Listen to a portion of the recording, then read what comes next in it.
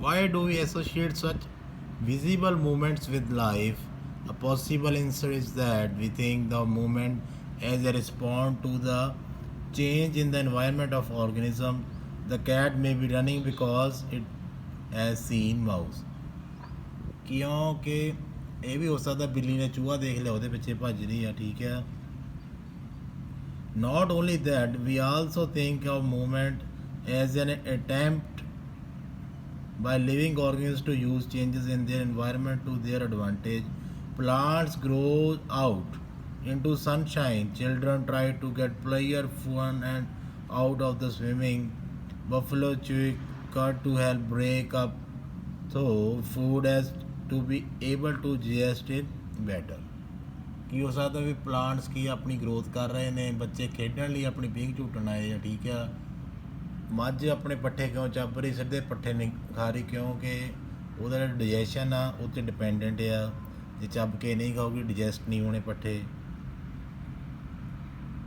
when the bright light is focused on our eyes or when we touch a hot object we detect the change and respond to it with the movement in order to protect ourselves ਬਹੁਤ ਹੀ ਜ਼ਿਆਦਾ ਤੇਜ਼ light ਤੁਹਾਡੀ ਅੱਖਾਂ 'ਚ ਪੈਂਦੀ ਹੈ ਤੁਸੀਂ ਆਪਣੀ ਅੱਖਾਂ ਫੜ ਕੇ ਨਹੀਂ ਬੰਦ ਕਰਦੇ ਉਹ ਨੈਚੁਰਲੀ ਬੰਦ ਹੋ ਜਾਂਦੀਆਂ ਠੀਕ ਆ ਤੁਸੀਂ ਐਨ ਉੱਬਲ ਦੀ ਕੜਾਈ ਦੇ ਵਿੱਚ ਤੁਹਾਡਾ ਹੱਥ ਪੈ ਗਿਆ ਤੇ ਫਟਾਫਟ ਤੁਸੀਂ ਆਪਣਾ ਹੱਥ ਬਾਹਰ ਕੱਢਾਂਗੇ ਇਹ ਨਹੀਂ ਦੂਜੀ ਬਾਂਹ ਨਾਲ ਉਹਨੂੰ ਚੱਕ ਕੇ ਹੱਥ ਨੂੰ ਕੱਢਾਂਗੇ ਜਿਹੜੇ ਦਿਮਾਗ ਨੇ ਸੈਂਸ ਤੁਹਾਡੀ ਆਪਣੇ ਆਪ ਹੀ ਸਟਰੋਂਗ ਕਰ ਦੇਣੀ ਉੱਥੇ ਵੀ ਇੱਥੇ ਗਰਮ ਚੀਜ਼ ਆ ਨੂੰ ਹੱਥ ਪਿੱਛੇ ਆਪਣੇ ਆਪ ਕਰ ਲਿਆਉਣਾ if we think a bit more about this it becomes apparent that all this movement in the response to environment is carefully controlled.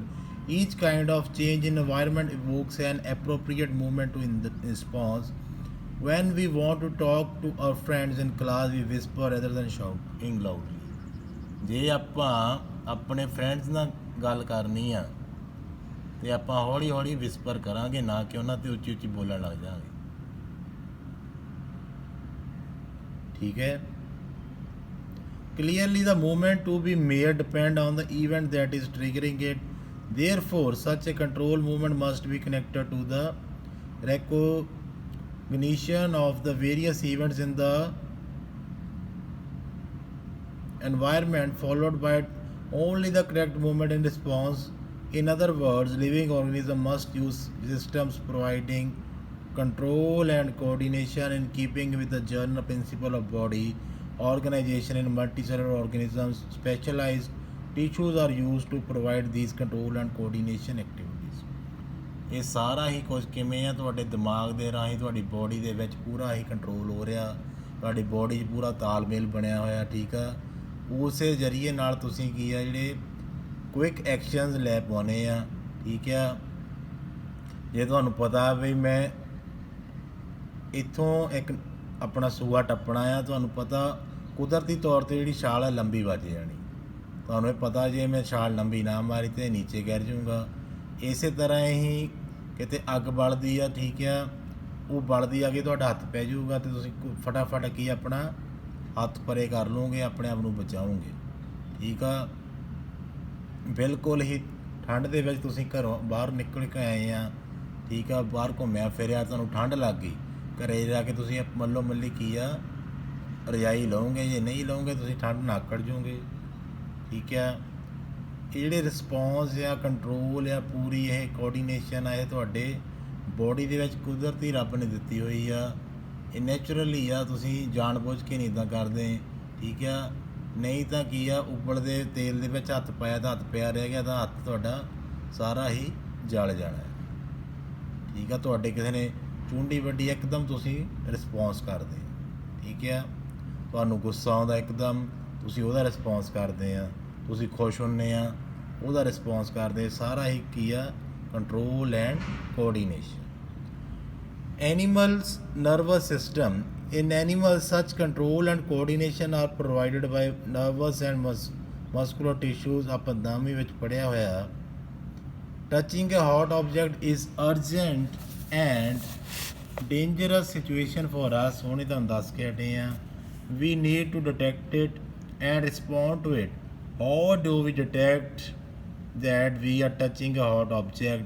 All information from an environment is detected by specialized tips of some nerve cells. These receptors are usually located in the sense organs.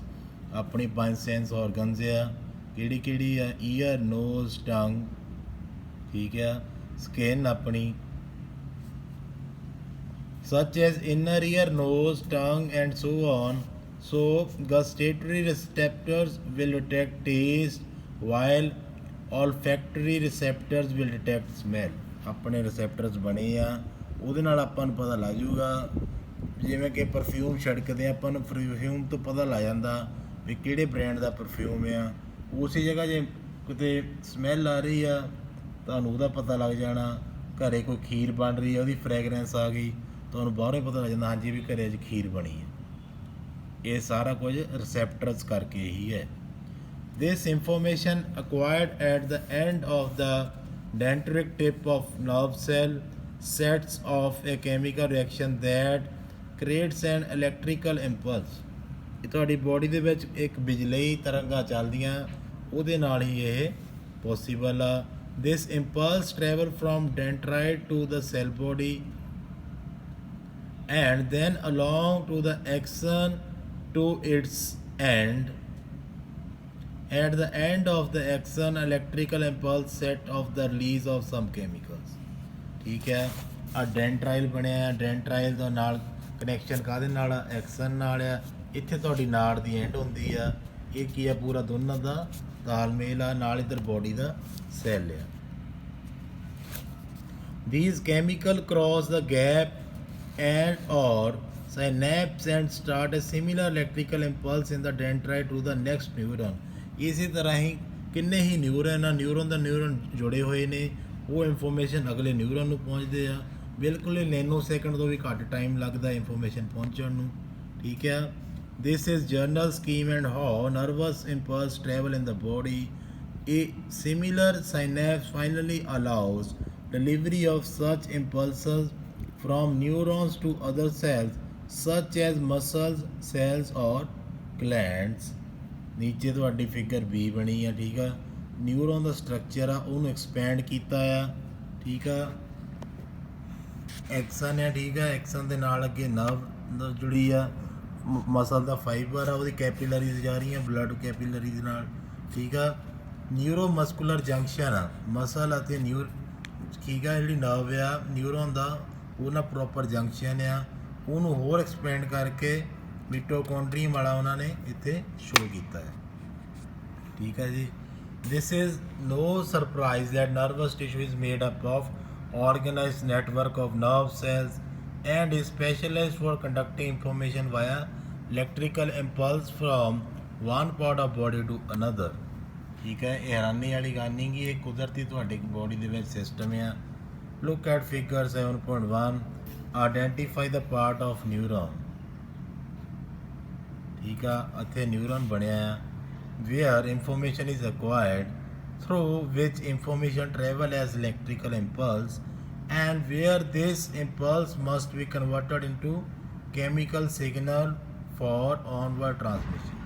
ਇਹੀ ਜਿਹੜਾ information ਹੈ chemical signal ਬਣਦਾ, chemical signal ਨਾਲ ਤੁਹਾਡੀ body ਦੇ ਵਿੱਚ ਇਹ message ਪਹੁੰਚਦਾ ਬਾਏ ਦਾ ਇੰਪਲਸਸ, ਠੀਕ ਆ। ਅੱਜ ਦੇ ਲਈ ਆਪਾਂ ਇੰਟਰੋਡਕਸ਼ਨ ਕੀਤੀ ਆ, ਬਾਕੀ ਚੈਪਟਰ ਆਪਾਂ ਰਿਫਲੈਕਸ ਸੈਕਸ਼ਨ ਵਾਲਾ ਪਾਰਟ ਆਪਾਂ ਨੈਕਸਟ ਵੀਡੀਓ 'ਚ ਕਰਾਂਗੇ। Thank you. Have a nice day.